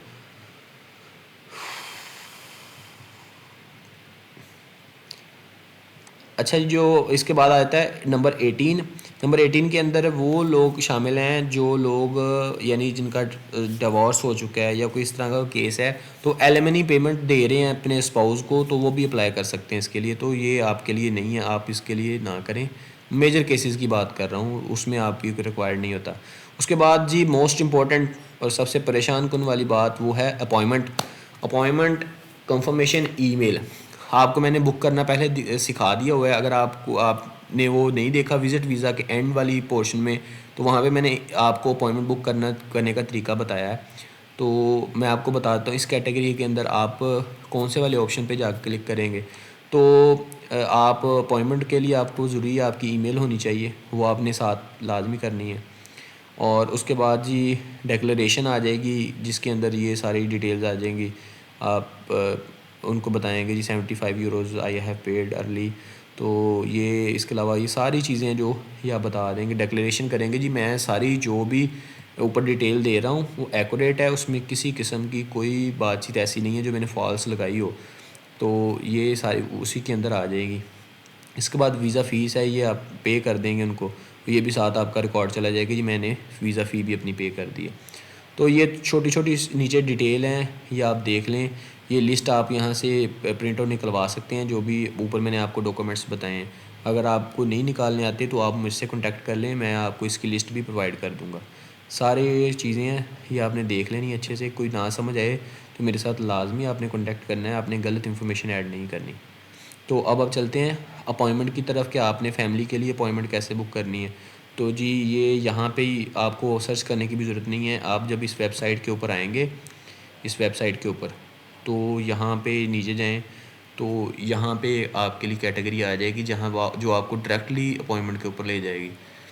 अच्छा जी, पाकिस्तानी हैं और आप इस्लामाबाद के अंदर करना चाहते हैं तो यहाँ पे करें, और अगर आप कराची के लिए करना चाहते हैं तो यहाँ करें। हम कर रहे हैं इस्लामाबाद के लिए, तो यहाँ पे क्लिक करेंगे तो ये हमें एक इस तरह की वेबसाइट पे ले जाएगा। आपको पता है ये ऐसा फेज़ आप पहले देख चुके हैं विज़िट वीज़ा के लिए जब अप्लाई करने जा रहे थे। न्यू अपॉइंटमेंट के अंदर जाएंगे आप, तो ये सेम उसी तरीके से डिटेल है जो विज़िट वीज़ा के लिए आपने अपॉइंटमेंट बुक की थी, तो उसी तरीके से आप बुक करेंगे।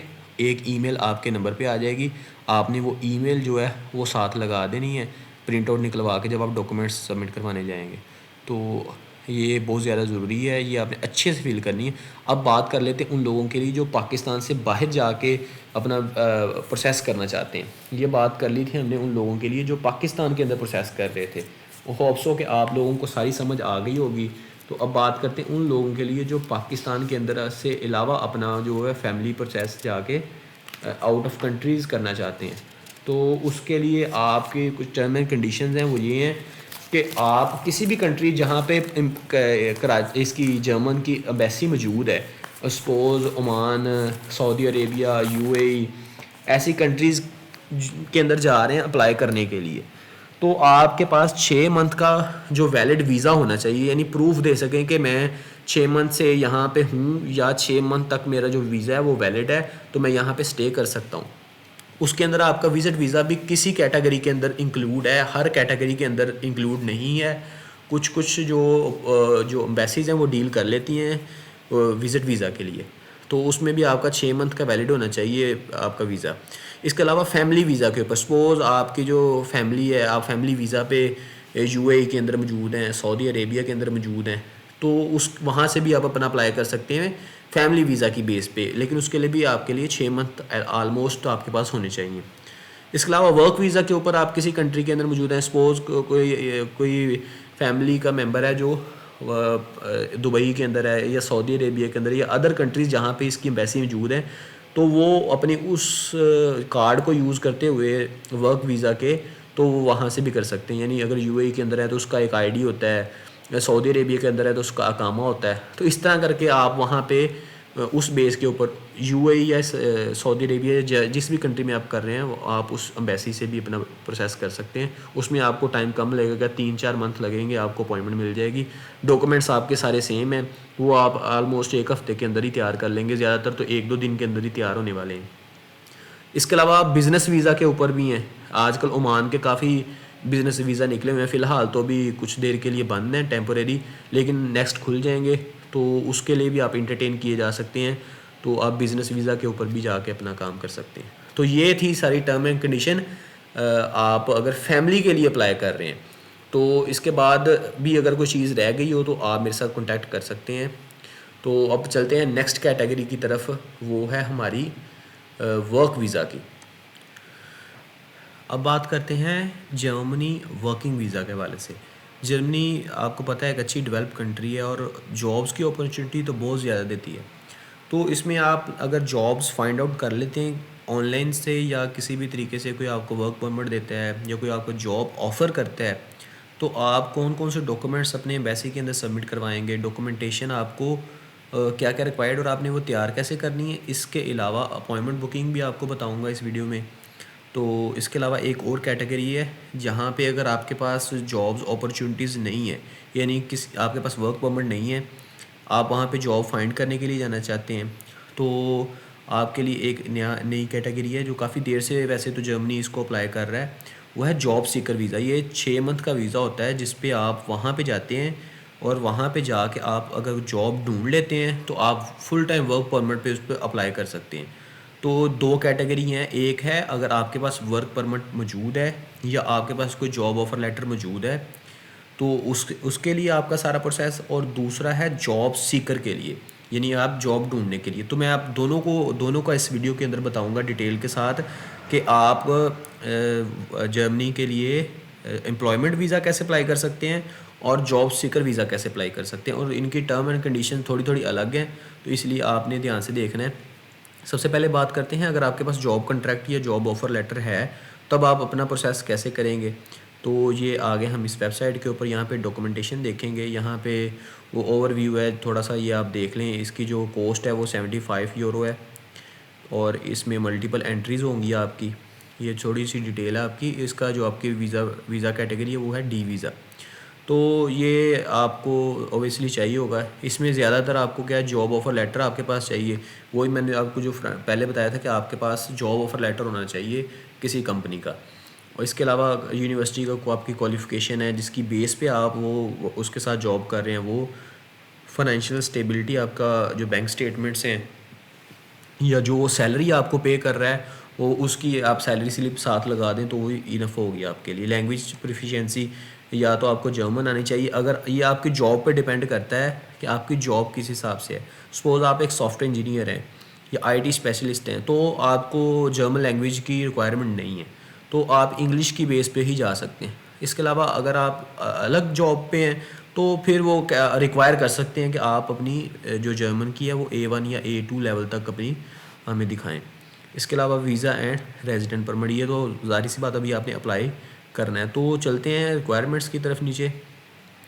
तो स्किल्ड के लिए आप अप्लाई कर रहे हैं, ब्लू कार्ड, ये डिफरेंट टाइप्स हैं आपकी, तो इसको फ़िलहाल छोड़ दें, नीचे आ जाएं। यहाँ पे आपने सबसे पहले क्या करना है, एक आपने वीज़ा एप्लीकेशन फॉर्म है उसको फिल करना है, वो आपने सबमिट करवाना है। वो ऑनलाइन भी आप कर सकते हैं और आप फिज़िकल भी देंगे। तो सबसे पहले देख लेते हैं, वो वीडेक्स प्लेटफॉर्म पे आपको मिलेगा, ऑनलाइन थ्रू करेंगे आप वीडेक्स प्लेटफॉर्म। ये मैं आपको खोल के दिखा देता हूँ कैसा फॉर्म होगा। ये एक ऐसा फॉर्म होगा, ये जर्मन में। आप इसको अगर इस तरह आपकी वेबसाइट के ऊपर नहीं आ रहा ट्रांसलेट करने के लिए, अगर आप मोबाइल पे ओपन कर रहे हैं तो आप यहाँ पे ऑप्शन देखें, यहाँ पे आप इसको इंग्लिश के अंदर कर सकते हैं, तो आपका ये इंग्लिश में आ जाएगा। ये बेसिक आपकी सारी डिटेल्स हैं, ये आपने खुद फिलअप करनी है और अच्छे से करनी है, कोई भी आपने मिस्टेक नहीं करनी। कोई चीज़ ना समझ आए तो कॉन्टैक्ट करके पूछ लें।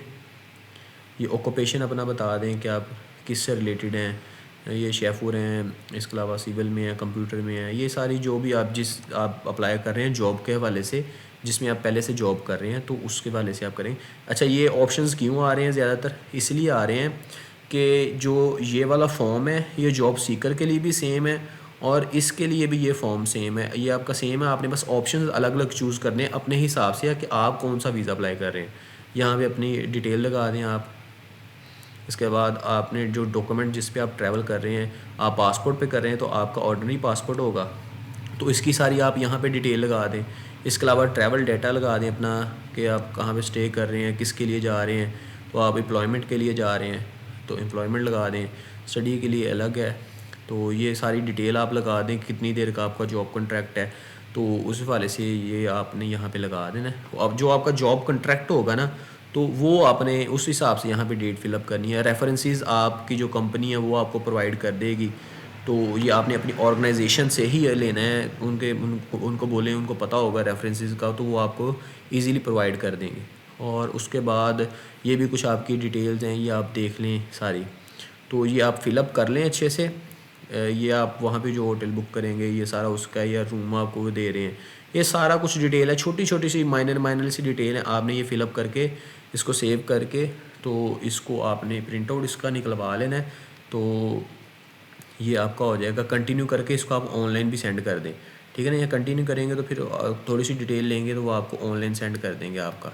तो ये आपने डिटेल अच्छे से ये फॉर्म फिल कर लेना है। फॉर्म फिल करने के बाद आपने इसका प्रिंट आउट लेके वो भी आपने साथ रख लेना है। और उसके बाद हम आ जाते हैं वापस अपनी उसी जगह पे जहाँ से हम अपने डॉक्यूमेंट्स वगैरह देख रहे थे, तो वापस आ गए उसी पे। तो पहला प्रोसेस हमारा हो गया, यानी कि हमने अपना जो वीज़ा एप्लीकेशन फॉर्म था वो हमने फ़िलअप कर लिया। उसके बाद आगे हमने अपनी अपॉइंटमेंट बुक करनी है, जो बहुत ज़्यादा ज़रूरी है। और वर्किंग कंडीशन के अंदर भी आपको थोड़ा बहुत जो अपॉइंटमेंट का है वो इशू फेस करना ही पड़ता है। तो आप लगे रहें 6 मंथ, 4-5-6 मंथ तक आपको मिल जाएगा ये आपका जो अपॉइंटमेंट है। तो ये आप इजीली यहाँ पे कर सकते हैं। तो मैं आपको बताता हूँ आपने ये कहाँ से फिल करना है। ये वीडियो के एंड पे बताऊँगा कि आपने अपॉइंटमेंट कैसे बुक करनी है इसके लिए, और जॉब सीकर के लिए ये मैं इकट्ठा बता दूँगा आपको, तो आपने घबराना नहीं है, वीडियो एंड तक देखनी है आपने। उसके बाद ये आपके जो डॉक्यूमेंट्स रिक्वायर्ड हैं आपके लिए, वो ये डॉक्यूमेंट्स हैं आपके टोटल, ज़्यादा डॉक्यूमेंट्स नहीं है। ये आपकी जॉब से रिलेटेड या आपके जो करियर है उसके हवाले से ये सारे जो आपने एप्लीकेशन फॉर्म था वो आपने प्रिंटेड और साइन, उसको साइन करके आपने लेना है। साथ वैलिड पासपोर्ट आपका, और इस पे ऊपर भी आपके साइन होने चाहिए। आपकी पिक्चर्स ये इस साइज़ में होनी चाहिए आपकी। फिर जॉब ऑफ़र लेटर जो आपको कंपनी ने आपको बताया, आपका जॉब कॉन्ट्रैक्ट एक होता है जॉब ऑफ़र लेटर और एक होता है कॉन्ट्रैक्ट। ये दोनों चीज़ें आपने साथ लेके जानी है। प्रूफ ऑफ क्वालिफ़िकेशन, आपकी जो डिग्री या यूनिवर्सिटी या कॉलेज वगैरह या जो भी आपके पास है वो आप ले लें। तो उसके बाद आपका जो एक्सपीरियंस है तो वो भी आप साथ लें, यानी यहाँ पे अपने कंपनी में कहाँ पे काम किया था या उस कंपनी के साथ कितनी देर होगी काम करते हुए, तो वो भी आपने साथ ले लेना है। डिक्लेरेशन फॉर्म होगा, ये आपने यहाँ से क्लिक करके इस पे भी सारी अपनी डिटेल्स ऐड करके तो ये भी साथ ले लेना है। उसके बाद प्री अप्रूवल आता है, ये कंपनी आपको देगी। वो जो कंपनी जिसमें आप जॉब कर रहे हैं वो आपको एक प्री अप्रूवल एम्प्लॉयमेंट लेटर देगी, ये आप उनसे मंगवा लें। इसके अलावा एक सीवी होगी, ये आपने खुद बनानी है। आप कोशिश करें यूरो सीवी बनाएं। अगर आपको यूरो सीवी बनानी नहीं आती तो इसके लिए भी आप मुझसे कॉन्टैक्ट कर लें, मैं आपको बना दूंगा। उसके बाद ट्रैवल हेल्थ एंड इंश्योरेंस, ये भी मैं आपको बना के दे सकता हूँ, या आप खुद बनाना चाहें तो खुद भी आप किसी से भी बनवा सकते हैं। इसके अलावा proof of payment of visa जो 75 यूरो थी आई थिंक, तो वो आपने पे करनी है। तो ये टोटल ये कुछ भी डॉक्यूमेंट्स नहीं है, कोई मुश्किल डॉक्यूमेंट नहीं है ये, तो जो आपको मिल ना रहे हो, ये तो एक दिन का काम है ये सारे डॉक्यूमेंट्स को बनाना। उसके बाद आप अपनी एप्लीकेशन की वीज़ा फ़ी की जो 75 यूरो वो पे करेंगे। फिर आपका कोई दो हफ्ते के अंदर अंदर आपका रिस्पॉन्स आ जाएगा। जब तक आपकी वीज़ा की प्रोसेसिंग हो रही होगी आपका पासपोर्ट एम्बेसी के अंदर ही सबमिट रहेगा, और 2 वीक के अंदर अंदर ही आपको उसका रिस्पॉन्स आ जाएगा। वीज़ा लगना होगा तब भी, और नहीं लगना होगा तब भी पासपोर्ट के ऊपर आपका लग के आ जाएगा। अब बात करते हैं जर्मनी का जॉब सीकर वीज़ा, जो कि 6 मंथ का होता है। तो इसमें आपके पास जो वर्क परमिट है या जॉब ऑफ़र लेटर है वो नहीं होता। आप पाकिस्तान या किसी भी और कंट्री से अप्लाई करते हैं कि मैं जर्मनी आना चाहता हूँ जॉब फाइंड करने के लिए, तो वो जो जॉब की जो रेशो है और इसके अलावा स्टडी की रेशो है ये बहुत ज़्यादा अच्छी है जर्मनी में। आलमोस्ट 95% तक जो है ना स्टडी वीज़ा और जॉब सीकर वीज़ा इसकी रेशो है। तो आपको ये लाजमी अप्लाई करना चाहिए। तो ये उन लोगों के लिए है जिन्हें समझ नहीं आती कि मैं जर्मनी में कैसे जाऊं, या मेरे पास कोई जॉब नहीं है लेकिन मैं जॉब के लिए जाना चाहता हूं, तो उन लोगों के लिए कैटेगरी बेस्ट है। तो वो इसको लाजमी ट्राई करें। तो देखते हैं कि इसकी रिक्वायरमेंट्स क्या हैं। तो इसमें आपको जो चीज़ें रिक्वायर हैं वो इस लिस्ट के अंदर सारी की सारी आपको मिल जाएंगी। ओवरव्यू करते हैं तो इसमें आप देख लें, इसमें 75 यूरो कॉस्ट है, जो वीज़ा की कॉस्ट है जो आप डायरेक्टली एम्बेसी में देंगे। उसके बाद ये कुछ टर्म एंड कंडीशंस हैं जिसमें आप अप्लाई नहीं करेंगे, क्योंकि आप इन ओरिजिन से नहीं है, आप पाकिस्तान, इंडिया या इन कंट्री से अप्लाई कर रहे हैं तो आप नीचे आते जाएं, यहाँ पे ये कुछ देख लें कि आप किस किस बेस पे आप जो क्राइटेरिया वो आपको मीट करना पड़ेगा इसके लिए। तो आप थर्ड नेशनल होने चाहिए, यानी आप पाकिस्तान से हैं तो आप थर्ड नेशनल हैं उनके लिए। आपका जो एक्सपीरियंस है, यानी इसके लिए डिग्री भी रिक्वायर्ड है और एक्सपीरियंस भी रिक्वायर्ड है, यानी मिनिमम आपकी ग्रेजुएशन होनी चाहिए। तो या स्किल किसी और बेस में आपकी होनी चाहिए, यानी आपको डिप्लोमा किया हुआ है तो उसके लिए हिसाब से आपके पास डिग्री भी होनी चाहिए और आपका रिलेटेड एक्सपीरियंस भी होना चाहिए। वैसे तो ये 5 साल का कहते हैं, लेकिन 3 साल तक का भी चल जाता होता है। तो अगर आप 2-3 साल का आपके पास एक्सपीरियंस है तो आप ये लाजमी अप्लाई करिए, बहुत अच्छा है। इसके अलावा आपको इसमें सिर्फ एक इशू आता है, वो है ब्लॉक अकाउंट खुलवाने में। ब्लॉक अकाउंट, इसमें आपको ब्लॉक अकाउंट क्या होता है उसकी आपको मैं थोड़ी सी इंट्रो दे देता हूँ। ब्लॉक अकाउंट जर्मन के अंदर खुलता है। वो एक हिसाब से जैसे पाकिस्तान के अंदर आप बैंक अकाउंट अपना खुलवाते हैं, इस तरह आप जर्मन के अंदर अपना एक बैंक अकाउंट खुलवाएंगे। आपने परेशान नहीं होना, इसके लिए आपको कोई रेफरेंस नहीं चाहिए, कोई चीज़ नहीं चाहिए। पाकिस्तान के अंदर 2-3 बैंक्स हैं जो ब्लॉक अकाउंट प्रोवाइड करते हैं। आपने करना है, आपने बस अपनी डिटेल लेके, यानी आप किसके लिए जाना चाहते हैं या ब्लॉक अकाउंट किसके लिए खुलवाना चाहते हैं, और अपना पासपोर्ट, आईडी कार्ड है, ऐसी थोड़ी सी डिटेल्स लेके आपने उस बैंक में चले जाना है। तो बैंक वालों को बताएंगे कि मैं जर्मन के लिए ब्लॉक अकाउंट खुलवाना चाहता हूँ। तो आप एटलीस्ट 6,000 यूरो का आप खुलवाएंगे बैंक अकाउंट, ब्लॉक अकाउंट। तो आपने परेशान नहीं होना कि वो मुझे पेमेंट कैसे मिलेगी। आपका अगर वीज़ा रिफ्यूज़ हो जाता है या आप नहीं जाना चाहते तो आप उनको मेल करेंगे तो वो आपके सारे पैसे आपको, तो मिनिमम कुछ चार्जेस होते हैं जो वो टर्मिनेट करने के लेते हैं, तो वो मिनिमम चार्जेस के बाद आपके सारे पैसे आपको वापस मिल जाएंगे। तो वो आपके लिए इन्वेस्टमेंट के लिए बेस्ट है, क्योंकि आपको उस हिसाब से मिलेंगे जिस हिसाब से यूरो का रेट है। तो वो आप पाकिस्तानी बैंक अकाउंट से ही आप अपने पैसे रिसीव कर लेंगे और यहाँ से आप पैसे दे के अपना बैंक अकाउंट जो है ब्लॉक अकाउंट वो आप खुलवाएंगे। तो ईजी है ब्लॉक अकाउंट खुलवाना। इसके साथ आपको ये इंश्योरेंस भी दे देते हैं। जो क्रैकल का अकाउंट है ना, ये क्रैकल कंपनी है वहाँ पे जो ब्लॉक अकाउंट करवाती है। तो आप क्रैकल का करवा लें तो आपका जो इंश्योरेंस है वो भी आपको ऑटोमेटिकली वो प्रोवाइड कर देते हैं।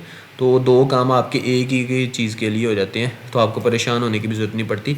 तो ये ब्लॉक अकाउंट आप 6 मंथ के लिए खुलवाते हैं, आलमोस्ट 6,000 यूरोज़ के अंदर आप रखवाएंगे और वहाँ जाके हर मंथ, और आप ये सारे पैसे इकट्ठे विड्रॉ नहीं कर सकते जब आप जर्मनी में होंगे। हर मंथ आपको तकरीबन 1,000 यूरो वो देंगे और वो आप खर्च करेंगे, खर्च करें या आप रख लें, वो आपकी मर्ज़ी पे है, लेकिन आपको ब्लॉक अकाउंट खुलवाना लाजमी है। तो इसके बाद ये अच्छी बात है, आपको बैंक स्टेटमेंट की ज़रूरत नहीं पड़ेगी। अगर आप ब्लॉक अकाउंट खुलवाते हैं तो आपको बैंक स्टेटमेंट रिक्वायर नहीं होगी, आप नाम भी लगाएं तो आपका काम चल जाएगा। अगर वो खुद कह दें मिसिंग डॉक्यूमेंट्स में कि जी हमें बैंक स्टेटमेंट भी दिखाएं, तब आप शो करवा दें। अदरवाइज़ अगर आप ब्लॉक अकाउंट खुलवा लेते हैं तो आपके लिए इनफ होगा। तो उसके बाद ये ब्लॉक अकाउंट ये स्टडी वीज़ा के लिए भी रिक्वायर है, लेकिन उसमें आलमोस्ट 12,000 यूरोज़ तक आपको खुलवाना पड़ता है। हाँ, अगर स्टडी वीज़ा के अंदर ये है कि अगर आपका जो स्पॉन्सर है वो वहाँ पे है तब आपको इसकी ज़रूरत नहीं है, अदरवाइज़ आपको इसकी ज़रूरत पड़ती है। तो उसके बाद एकेडमी का जो आपका कोई डिग्री है, कोई सर्टिफिकेट है, वो भी आप साथ लगा दें। इसके अलावा आपकी जो डिग्री है, डिप्लोमा है, वो वहाँ पे रिकगनाइज़ हो। वो ओबियसली पाकिस्तान की सारी आलमोस्ट जो यूनिवर्सिटीज़ हैं वो वहाँ पे रिकगनाइज़ होती हैं, तो इसलिए आपने परेशानी हो। अच्छा, एक फॉर्म आ जाएगा आपका जो आपने फ़िल करना है।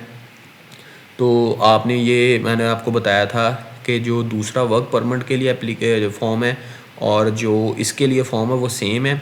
तो आप लोगों ने सेम ही जो अपना फॉर्म है वो फिल करके उसका PDF निकाल के उसको प्रिंट आउट ले लेना है। ये आपको मैं खोल के भी एक दफ़ा दिखा देता हूँ।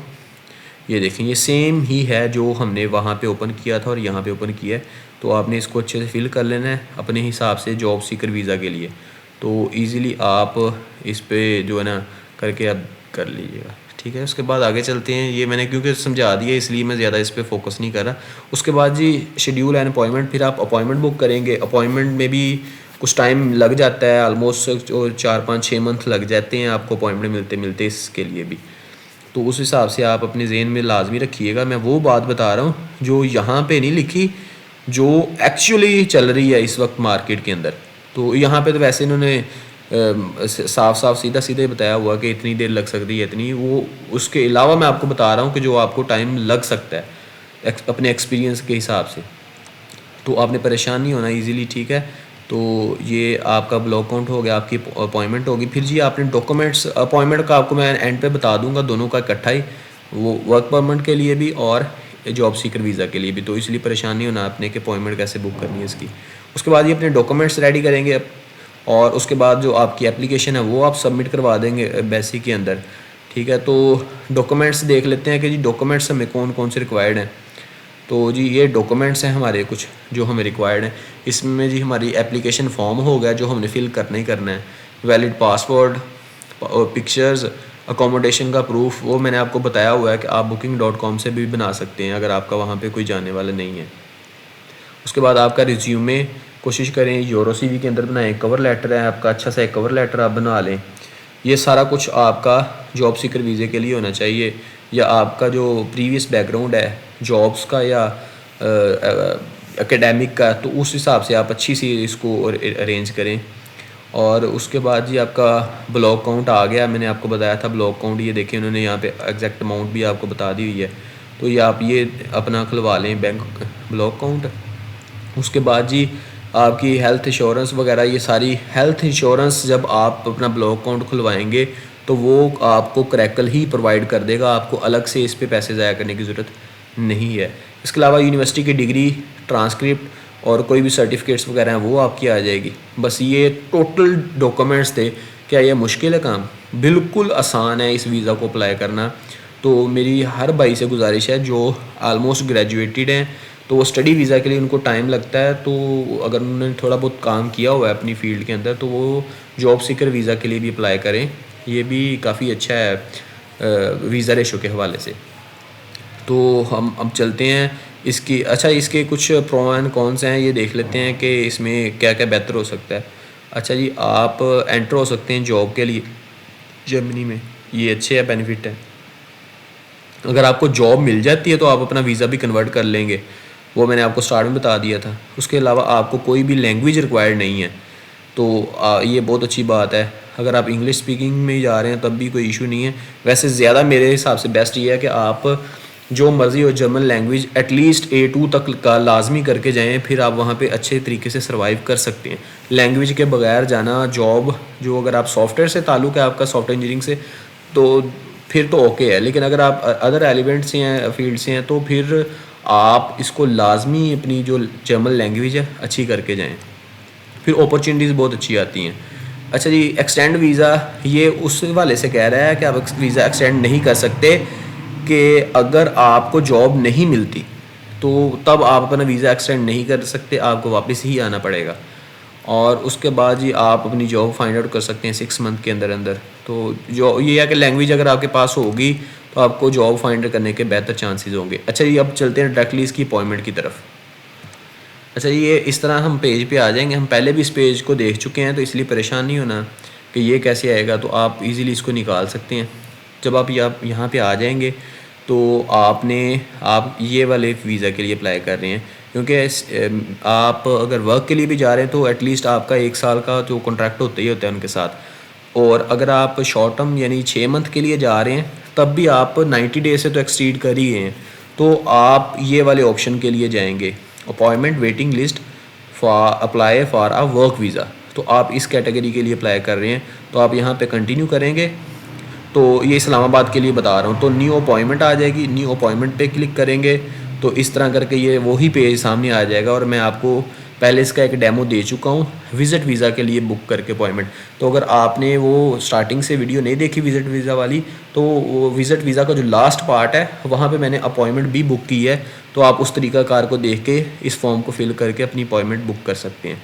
तो अब चलते हैं हमारे नेक्स्ट सेगमेंट की तरफ, जो कि है स्टडी वीज़ा के हवाले से, जो कि बहुत ही ज़्यादा इंपॉर्टेंट है। तो अब बात करते हैं स्टडी वीज़ा के हवाले से। जो जर्मनी आजकल जो है ना फेवरेट हब बना हुआ है स्टूडेंट का स्टडी वीज़ा के हवाले से। उसकी वजह ये है कि यहाँ पे जो वीज़ा रेशो वो बहुत ज़्यादा अच्छी है, ऑलमोस्ट 95% आपको वीज़ा इजीली मिल जाता है अगर आपके पेपर डॉक्यूमेंट्स जो उनमें क्लैरिटी है। इसके अलावा बेनिफिट जर्मनी के ये हैं कि यहाँ पे 1 तो 3 साल की ग्रेजुएशन होती है और 1.5 साल का आपका मास्टर होता है, और आपको आपकी डिग्री मुकम्मल करने के बाद 1.5 साल का आपको आपकी डिग्री मुकम्मल करने के बाद 1.5 साल का पोस्ट वर्क वीज़ा मिलता है, जो आप काम ढूंढते हैं अपनी रेलिवेंट फील्ड से, और अगर आपको वो मिल जाता है तो आप 5 साल के बाद अपना पासपोर्ट अप्लाई कर सकते हैं। तो और इसके अलावा पार्ट टाइम जॉब्स भी आपको मिलती हैं, और जो मंथ आप वहाँ पे अर्न करते हैं वो ज़्यादा होता है, यानी वो 1300-1400 यूरो तक आप इजीली अर्न कर लेते हैं अगर आपके पास कोई स्किल नहीं है अच्छी।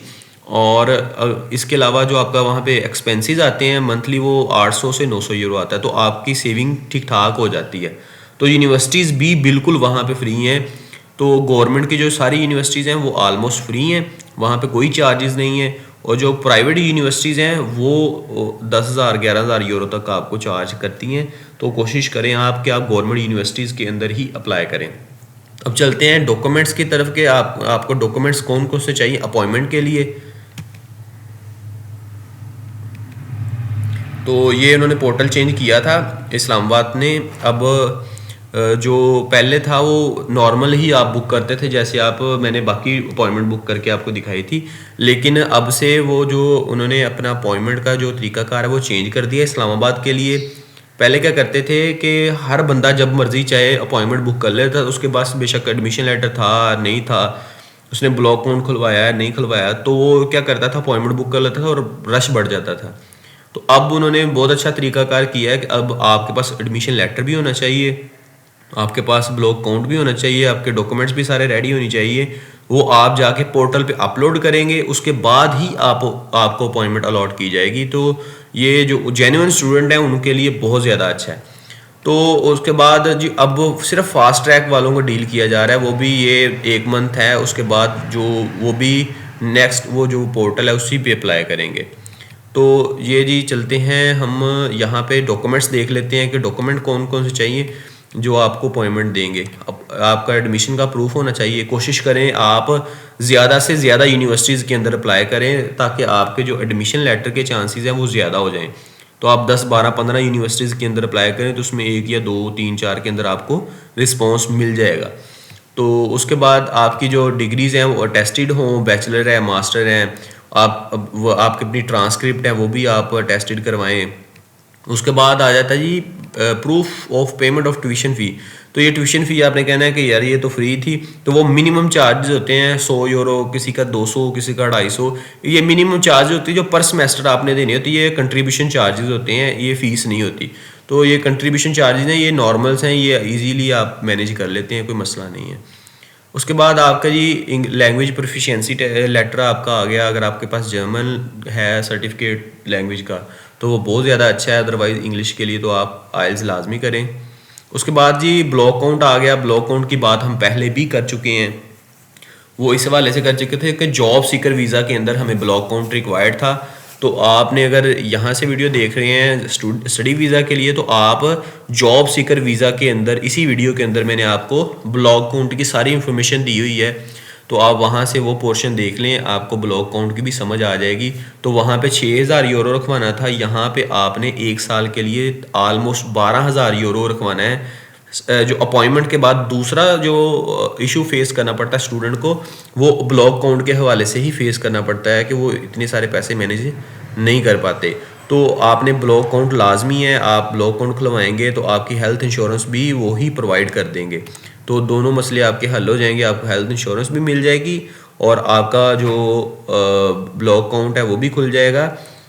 इसके अलावा आपको एक बेनिफिट यहाँ पे ये मिलता है कि अगर आप ब्लॉक अकाउंट खुलवा लेते हैं तो आपको बैंक स्टेटमेंट साथ लगाने की भी ज़रूरत नहीं। वो अदर है कि आप लगाना चाहें तो लगा सकते हैं, अदरवाइज़ अगर आप ब्लॉक अकाउंट लगवा लेते हैं साथ तो आपको फिर बैंक स्टेटमेंट की ज़रूरत नहीं पड़ती। अब मैं आपको डायरेक्टली लेके चलता हूँ उस पोर्टल पे जहाँ पे आपने अपनी न्यू अपॉइंटमेंट बुक करनी है नए पोर्टल पे। अच्छा, इससे पहले मैं आपको थोड़े से डॉक्यूमेंट्स बता दूं कि आप डॉक्यूमेंट्स कौन कौन से अपने साथ लेके जाएंगे एम्बेसी के अंदर। आपने जो अपनी डिग्रीज़ हैं, ट्रांसक्रिप्ट हैं, वो टेस्टेड करवानी है। उसके अलावा पासपोर्ट होगा आपका, सीवी आप यूरोपास फॉर्मेट में बनवाएं, नहीं बनानी आती तो मुझसे कॉन्टैक्ट कर लें। आपका वर्क एक्सपीरियंस आप अपना साथ लेके जाएं अपनी कंपनी से। उसके बाद लेटर ऑफ मोटिवेशन, ये बहुत ही ज़्यादा ज़रूरी है। जैसे आपको वहाँ जाएंगे तो आपको एक पेपर दिया जाएगा और एक पेन दिया जाएगा, तो आपको कहा जाएगा कि लेटर ऑफ मोटिवेशन लिखें। आपको अगर नहीं आता तो आप मुझसे कॉन्टैक्ट कर ले, मैं आपको बता दूंगा कि आप आपके केस के हिसाब से बताऊंगा कि आपकी डिग्री कौन सी है और आप किसके लिए जा रहे हैं, तो आप वो लेटर ऑफ मोटिवेशन वहाँ पे लिखेंगे और उस बेस पे आपको वीज़ा दिया जाएगा। इसके अलावा मैरिज सर्टिफिकेट आप अपना अगर शादीशुदा तो लेके जाएं, आइल्स हो गया आपका, और लेटर ऑफ रिकमेंडेशन आप अगर यूनिवर्सिटी से ले लें, 1 या 2 रिकमेंडेशन लेटर आप साथ लाजमी लेके जाएं, और अपने जो डॉक्यूमेंट्स हैं वो मुफा से भी अटेस्टेड करवा लें। ये कुछ डॉक्यूमेंट्स थे जो आपने अपने साथ लेके जाने हैं। अब चलते हैं डायरेक्टली हम अपॉइंटमेंट बुक करने के लिए। तो ये आपको यहाँ पे देख रहे हैं कराची अपॉइंटमेंट के लिए है, और इसी पोर्टल के ऊपर यहाँ पे आपको कहा जा रहा है काउंसलर सर्विस पोर्टल। आप देखें यहाँ पे कोई ऐसी बात नहीं की जा रही, क्योंकि ये कराची वालों ने अपडेट नहीं किया। यहाँ पे वो इस पुराना सिस्टम चल रहा है। यहाँ पे क्या कर दी, अब यहाँ आपको काउंसलर सर्विस पोर्टल पे आपका लिए डील किया जाएगा। तो यहाँ पे मैं क्लिक करता हूँ लिंक पे, तो इस तरह करके एक सामने मेरे फेज़ आ जाएगा, ये दे चेक करें। तो यहाँ पे मैं नीचे जाता हूँ, तो यहाँ पे मैं इनको बताऊँगा मैं कौन सी कंट्री में रेजिडेंस हूँ। तो मैं पाकिस्तान लिखता हूँ, यहाँ पे पाकिस्तान सर्च करता हूँ, पाकिस्तान आ जाएगा। तो ये देखें, ये सिर्फ और सिर्फ ये देखें यहाँ पे अलाउ ही नहीं किया जा रहा। तो ये जब कराची वाले अपडेट करेंगे तो वो भी इसी पोर्टल पे आ जाएंगे, लेकिन फ़िलहाल वो मौजूद नहीं है। तो ये ऑनलाइन एप्लीकेशन है हमारी जो सिर्फ इस्लामाबाद ने डील करने के लिए बनाई हुई है। तो मैं यहाँ पे इस्लामाबाद करता हूँ, तो अप्लाई नाउ ऑनलाइन, तो ये मैं क्लिक कर देता हूँ, ओके करके कंफर्म कर देता हूँ। तो ये नेक्स्ट पोर्टल पे मुझे ले जाएगा। तो यहाँ पे मैं अपनी ईमेल है वो रजिस्टर्ड करूँगा। मैं आपको बता रहा हूँ, आपने वो ईमेल संभाल के रखनी है लाजमी, वो बहुत ज़्यादा ज़रूरी है। तो उसके बगैर आपको फिर वो मेल नहीं आएगी। तो आपने वो यहाँ पे अच्छे से वो सारी अपनी दे लेनी है। मैंने पहले से लॉगिन किया हुआ था, तो मैं साइन इन करूँगा। तो यहाँ पे मैं साइन इन करता हूँ अपने, तो ये मेरे आ गई।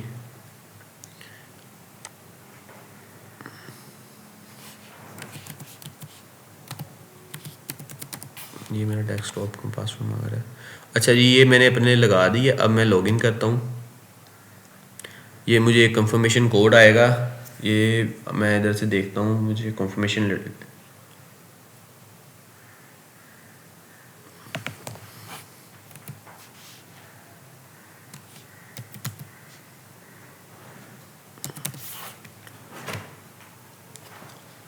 ये मैंने कंफर्मेशन कोड लगा दिया है। ये मेरा पोर्टल खुल चुका है। ये मैंने ना पहले से लॉगिन किया हुआ था। तो आपने अपना ईमेल अपनी सारी वो करवा लेनी है रजिस्टर्ड, तो फिर आपका भी इसी तरह ओपन हो जाया करेगा। तो ये देखें, आप आ जाएंगे इस पोर्टल के ऊपर, तो इस तरह करके आपको ऑप्शन शो हो रहे होंगे, visa for study and finding a place to study. तो यहाँ पे एक फॉर्म आएगा, आपने वो फिल करना है। ये देखें, ये सारा फॉर्म है जिसमें आपकी इंफॉर्मेशन रिक्वायर होगी, सारा कुछ यहाँ पे। तो ये सारा कुछ आप बताएंगे उनको यहाँ पे। तो ये देखें, ये सारी आपने डिटेल दे देनी है, सेव कर लेनी है करके, फिर बैक टू ओवरव्यू आ जाना है आपने वापस। तो ये सारा फॉर्म आपने अच्छे से फिल कर लेना है, और उसके बाद आपने जो वीडेक्स के ऊपर एप्लीकेशन देनी है वो यहाँ से आपकी ओपन होगी। तो वीडेक्स के आपने वो एप्लीकेशन दी हुई थी, मैंने आपको वो भी तरीकाकार बताया था कि आपने वीडेक्स के ऊपर कैसे अपनी इंफॉर्मेशन देनी है। वो फॉर्म आता होता है फिल करने के लिए। तो वो दो एक जॉब सीकर वीज़ा के लिए और दूसरे वर्क परमिट था उसके लिए मैंने वो आपको फॉर्म फिल करना बताया था। उसके बाद आ जाएगा जी, आपके डॉक्यूमेंट्स आ जाएंगे। आपने अपने सारे डॉक्यूमेंट्स यहाँ पे अपलोड करने हैं। तो उसके बाद आप चले जाएंगे नेक्स्ट पे, तो यहाँ पे आपके डॉक्यूमेंट सारे आ जाएंगे। तो आप जब ये सारे डॉक्यूमेंट्स अपलोड कर देंगे तो आपको अपॉइंटमेंट अलॉट कर दी जाएगी वेरिफिकेशन के बाद, यानी आप वेटिंग लिस्ट के अंदर चले जाएंगे। आपको वेटिंग लिस्ट के लिए आप रजिस्टर्ड हो जाएंगे। तो फिर आपकी जो मेल होगी वहाँ पे जाके आपको कहेंगे जी आप अब आपका फ़लाँ तारीख को या फ़लाँ डेट को आप अपॉइंटमेंट आपको मिल जाएगी। तो आपने वो ईमेल लाजमी संभाल के रखनी है। तो अब कुछ टिप्स मैं आपको बता देता हूँ कि आप जब स्टूडेंट वीज़ा के लिए जा रहे हैं तो आप कौन कौन से टिप्स आपके। अच्छा, ये एक और बात मैं वो बताना स्टार्टिंग में भूल गया हूँ कि स्टूडेंट क्या करते हैं, वो अपॉइंटमेंट की वजह से ना वो क्या करते हैं, वो बाहर जाके किसी और कंट्री से अपना प्रोसेस करना चाहते हैं, जैसा कि फैमिली रीयूनियन वीज़ा के लिए वो लोग करना चाहते हैं। तो आप वो फैमिली रीयूनियन वीडियो आप देख लें, लाजमी इसी वीडियो के अंदर है। तो वैसे मैं ओवरव्यू भी दे देता हूँ। तो आपको आप जहाँ पे जाते हैं किसी भी कंट्री में जहाँ पे इसकी एम्बेसी मौजूद है, तो आपका जो वहाँ पे स्टेटस होना चाहिए वो या तो जॉब वीज़ा होना चाहिए, स्टडी वीज़ा होना चाहिए, फैमिली रीयूनियन वीज़ा भी हो सकता है, यानी कि आप वहाँ पे हैं फैमिली के साथ।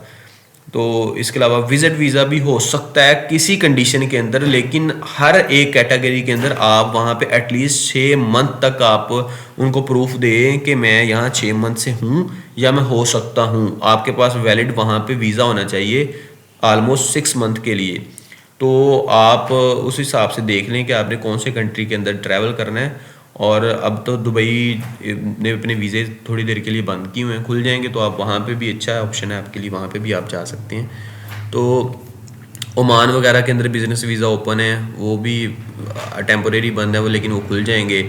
इसके अलावा सऊदी अरेबिया के अंदर आप जा सकते हैं, वहाँ पे भी आप कर सकते हैं प्रोसेस अपना। तो इसके अलावा मैं आपको टिप्स दे देता हूँ कुछ कि आपने अपने जो चीज़ें हैं वो कैसे मैनेज करनी है। तो ये है कि आप जर्मन लैंग्वेज सीख के जाएं यहाँ से, कोशिश करें, या अपनी जो कुछ आपने यहाँ से वर्क एक्सपीरियंस लेके जाएं। कोशिश करें ग्रेजुएशन पे ना जाएं, मास्टर्स के लिए जाएं, ताकि आपके पास थोड़ी सी आप मैच्योर भी हों और आपके पास थोड़ी सी स्किल्स भी आ जाएं, तो जॉब अपॉर्चुनिटीज़ वो भी बढ़ जाती हैं। तो अच्छी अपनी कम्युनिकेशन स्किल बना के लेके जाएं, ठीक है। डॉक्यूमेंट्स के अंदर क्लैरिटी रखें, ड्राइविंग लाइसेंस बना के जाएं, कार के लिए भी और बाइक के लिए भी इंटरनेशनल करके। तो इस तरह करके ना, और कुछ थोड़े बहुत, क्योंकि आपने ब्लॉग अकाउंट आपने साथ बनवा के लेके जाना है, इसलिए आपको वहाँ पे मंथली एक्सपेंसेस का जो है वो टेंशन नहीं होगी। तो आप बस अपनी जो स्टडी है उस पर फोकस करें, और पार्ट टाइम जॉब्स हैं उस पर फोकस करें। वो भी अगर आपकी जर्मन स्किल अच्छी है तो आप इजीली वहाँ पे ढूंढ लेंगे, अदरवाइज़ आपको थोड़ी सी मुश्किल आएगी, लेकिन 3-4 मंथ तक आप सेटल हो जाएंगे। तो आपने पहले 3-4-5 मंथ घबराना नहीं है, आपको जॉब इजीली मिल जाती होती हैं, लेकिन थोड़ा सा फिर टाइम लगता होता है। तो ये थी आज की वीडियो। उम्मीद है कि आपको ये वीडियो पसंद आई होगी। ये बासित ट्रैवल वाले कोशिश करते हैं कि जो भी इंफॉर्मेशन आए वो आप लोगों तक सही अंदाज के अंदर पहुंचा दी जाए। तो ये जो जर्मनी था, ये जो आज की वीडियो थी, ये जर्मनी के हवाले से छोटी सी एक कोशिश थी। उम्मीद है कि आप सबको ये हमारी कोशिश पसंद आई होगी। तो इसके अलावा भी अगर कोई इंफॉर्मेशन रह गई हो तो आप कमेंट सेक्शन में कमेंट करके हमसे पूछ सकते हैं। व्हाट्सएप का नंबर आपके सामने चल रहा है स्क्रीन पे, आप यहाँ वॉइस मैसेज करके भी हमसे रब्ता कर सकते हैं। तो इसके अलावा कोई सर्विसेज आपको चाहिए हो तो उसके लिए भी आप बासित ट्रैवल के साथ कॉन्टेक्ट कर सकते हैं। अपना ख्याल रखिएगा। अल्लाह हाफिज।